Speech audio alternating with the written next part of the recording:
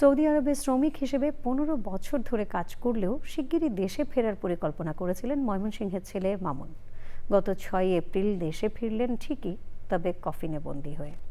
সেই সাথে বন্দী হয়েছে দরিদ্র এই পরিবারটির আশা আকাঙ্ক্ষার সব স্বপ্ন। আরও জানাচ্ছেন মিথিলা নাজনীন। ৬ বছর বয়সী ছেলের সাথে মাত্র একবারই দেখা হয়েছিল মামুনের। পরিকল্পনা ছিল শিগগিরই দেশে ফিরে জমানো টাকা দিয়ে বাড়ি বানাবেন আর বাকি জীবনটা পরিবারের সাথেই কাটাবেন। সেই ফ্যামিলির গার্জেন ছিল, তার টাকা দিয়েই তার স্ত্রী, সন্তান, বাবা মা, ছোট ভাই লেখাপড়া করতো, ছোট দুইটা বোন আছে, ওরা লেখাপড়া করতো। ছেলের জীবন তো মাত্র শুরু, 6 বছর 7 দিনের দিনে সে বাবা হারাইছে। কিন্তু মধ্যপ্রাচ্য যুদ্ধ শুরু হলে তাকে দেশে ফিরতে তাড়া দেন মা শাহিদা খাতুন।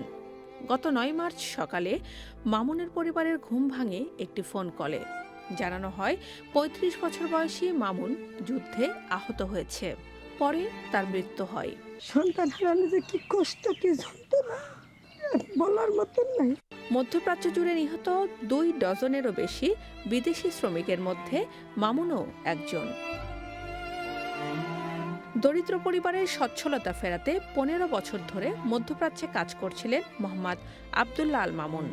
শুধু প্রাণহানি নয়, মধ্যপ্রাচ্য যুদ্ধে আয় বন্ধ হয়ে যাওয়া নিয়েও দিশেহারা অনেক প্রবাসী পরিবার। Mithila Nazneen, Channel I.